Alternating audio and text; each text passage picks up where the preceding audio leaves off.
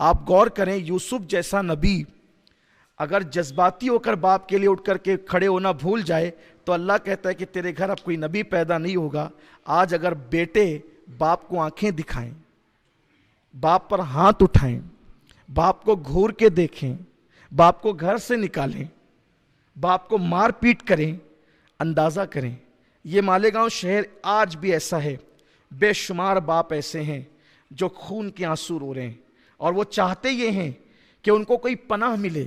کوئی مسجد کے پاس پڑا ہے، کوئی بس اسٹینڈ کے پاس پڑا ہے، کوئی برج کے نیچے پڑا ہوا ہے، کوئی کسی کا پرسان حال نہیں۔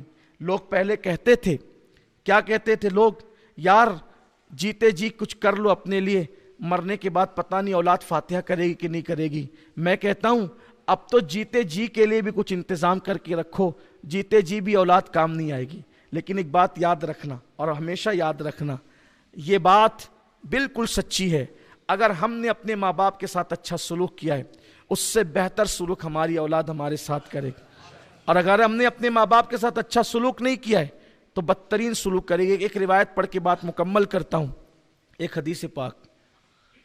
آج کل مالیگاؤں کا ماحول یہ ہو گیا ہے کہ بچے کما کر کے لاتے ہیں، خاص طور پہ، اور جب جوائنٹ فیملی ہوتی ہے 1000-1500 روپیہ ماں باپ کے ہاتھ میں رکھ دیتے ہیں، تم خرچہ چلاؤ، گھر چلاؤ، اور یہ سب دوستوں پہ اڑاتے رہتے ہیں، موبائل پہ اڑائیں گے، پکچر میں اڑائیں گے، آوارگی میں اڑائیں گے۔ نہیں دیتے ماں باپ، تم چلاؤ، سب ذمہ داری تم نبھاؤ۔ ایسے دکھ دینے والی اولاد کبھی سکھ نہیں پا سکتی، کبھی نہیں۔ ایک بوڑھا اللہ کے رسول علیہ السلام کے پاس لکڑی ٹھیکتے ہوئے آیا اور عرض کی، یا رسول اللہ میرا بیٹا جوان ہے، اور پہلے میں جوان تھا، کماتا تھا تو دل کھول کے اس پہ خرچہ کرتا تھا، اور میں کہتا ہوں کہ یہ بالکل خاص چیز ہے کہ ہمارے ماں باپ ہم پر دل کھول کے خرچہ کرتے ہیں۔ بیمار پڑ جائیں تو علاج دل کھول کے کریں، ضرورت پڑے تو خرچہ دل کھول کے کریں، لیکن جب اولاد جوان ہو جاتی ہے، یعنی یوں سمجھ لیں کہ ماں باپ جوان ہوتے ہیں تو اولاد کے لیے اچھی اچھی چیزیں چھپا کے رکھتے ہیں کہ میرا بیٹا آئے گا تو میں دوں گا یا دوں گی، اور جب اولاد جوان ہو جاتی ہے تو اولاد چھپا کر کے لاتی ہے کہ میرے ماں باپ کی اس پہ نظر نہ پڑے۔ یہ بہت بھیانک صورتحال ہے۔ یاد رکھنا، آپ ولی بن جائیں، کتب بن جائیں، ابدال بن جائیں، اگر آپ کے ماں باپ آپ سے راضی نہیں ہیں تو آپ کی ولایت قائم نہیں رہ سکتی، چھن جائے گی۔ وہ ماں باپ کو ناراض کر کے کوئی جنت میں جا ہی نہیں سکتا۔ میرے آقا نے فرمایا، باپ کی خوشی میں اللہ کی خوشی ہے، اور باپ کی ناراضگی میں اللہ کی ناراضگی ہے۔ اور ایک دعا ایسی ہے جو نبی کی دعا کی برابر کا مقام رکھتی ہے، حضور علیہ السلام، اور صرف وہ نبی صرف نہیں، سید الانبیاء کی دعا کی طرح ہے۔ فرمایا، دعا والدہ لولدہ کدعائی لکم، کہ تمہارے باپ کی دعا تمہارے حق میں ایسی ہے جیسے مجھ محمد کی دعا امتی کے حق میں۔ امت کے حق میں حضور دعا کرے تو رد نہیں ہوتی، اور بیٹے کے حق میں باپ دعا کرے تو رد نہیں ہوتی۔ آج ہم پیروں سے، فقیروں سے، مزاروں سے سب سے دعا لینے چلے۔ میں کہتا ہوں سب سے بڑا پیر تو تیرے گھر میں بیٹھا ہوا ہے، سب سے بڑا پیر تیرے گھر میں بیٹھا ہوا ہے، اپنے باپ کو چھوڑ کر جاتا کہاں ہے؟ بڑی عجیب سی بات ہے۔ میں کہتا ہوں کہ جس کے لیے قرآن اور احادیث میں سندیں موجود ہے کہ جہاں دعا رد نہیں ہوتی، ہم جا رہے ہیں، سید صاحب آپ دعا کر دو، پیر صاحب آپ دعا کر دو، مولانا صاحب آپ دعا کر دو، یہ دعا کر دو، وہ دعا کر دو۔ ارے خدمت کر، باپ کی دعا لے، ماں کی دعا لے، وہ دعا کی برکت ہے، تقدیر بدلتی۔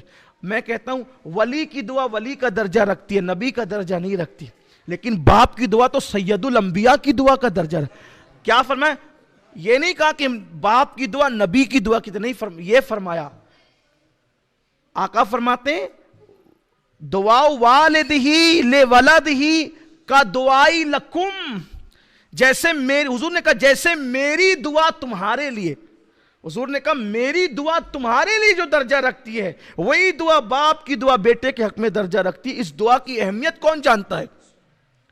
عرش ہلا دیتی ہے یہ دعا، تقدیریں بدل دیتی ہے یہ دعا۔ اس دعا کا مقام کیا ہے لوگوں کو پتہ ہی نہیں۔ ادھر ادھر بھٹک رہے ہیں بیچارے مارے مارے، اور مرکز دعا گھر میں موجود ہے ماں اور باپ کی شکل میں۔ تو میں جو حدیث آخری بیان کرنے چلا تھا کہ یہ کہ بوڑھا باپ آتا ہے اور کہتا ہے یا رسول اللہ جب میں جوان تھا بہت خرچہ کرتا تھا اس پر، اور اب یہ جوان ہے میں بوڑھا ہو گیا ہوں جبکہ میری بیٹیاں اور بچیاں بھی ہیں، اب میں اس سے مانگتا ہوں تو یہ مجھ پہ تنگی کرتا ہے، صحیح سے دیتا نہیں ہے پیسے۔ حالانکہ اب لوگوں کو ایسا خطرہ رہتا ہے یار میں ابا کو دوں گا اماں کو دوں گا تو دوسرے بھائیوں پہ یہ خرچہ کر دیں گے، بہنوں پہ خرچہ کر دیں گے، اس پہ اڑا دیں گے اس پہ اڑا دیں گے، یہ لوگوں کو ڈر رہتا ہے۔ میں کہتا ہوں اگر جان لٹا کر بھی باپ راضی ہو جاتا ہے تو سودا سستا ہے، اگر جان دے کر بھی باپ راضی ہوتا ہے، کیونکہ جس کی رضا میں خدا کی رضا ہے تو اس سے سستا سودا اور کیا ہے۔ لیکن لوگ وہ کرتے ہیں، اور یہ بھی آپ سے کہتا ہوں باپ نے جان لٹانا ہے لٹا دے، ہمیں تو رضا سے مطلب ہے، اللہ کی رضا چاہیے۔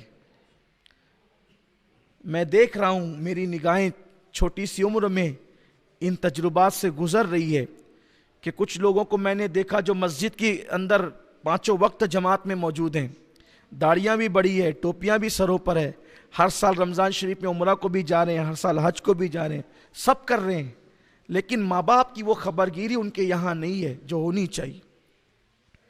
باپ سے اونچی آواز رہتی ہے، جبکہ امام اہل سنت اعلیٰ حضرت نے لکھا کہ ماں اور باپ سے بات کرو تو پہلے حکم یہ ہے کہ ان سے اجازت لو، بغیر اجازت بات کرنا بے ادبی ہے، اجازت لو، اور اجازت لینے کے بعد ایسے لہجے میں بات کرو جیسے ایک غلام اپنے آقا سے بات کرتا ہے۔ یہ ہے ہمارے مذہب میں ماں باپ کی اہمیت، بڑی اہمیت ہے، بہت بڑی اہمیت ہے۔ تو اس باپ نے کہا حضور وہ دیتا نہیں ہے میں پیسے مانگتا ہوں، تو اتنے میں بیٹا بھی آ گیا، عرض کیا یا رسول اللہ یہ میرا باپ ہے، یہ مجھے بہت ستاتا ہے، مجھ سے پیسے مانگتا ہے، خرچہ مانگتا ہے، تنگ کرتا ہے، میرے اور دوسرے بھی اخراجات ہیں۔ اور ایک روایت کے مطابق ایسا ہے کہ پہلے جوان آیا پھر بوڑھا آیا، ایک روایت ہے کہ پہلے بوڑھا آیا پھر جوان آیا۔ بہرحال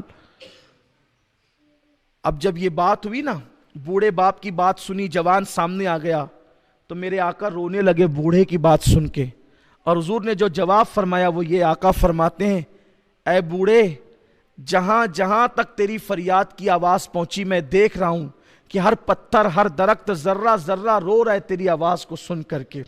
اور پھر اس جوان سے کہا اے جوان تو بھی تیرے باپ کا ہے اور تیری پوری دولت تیرے باپ کی ہے، تیری دولت پر تیرے باپ کا حق ہے اور تو اس سے چھپا نہیں سکتا۔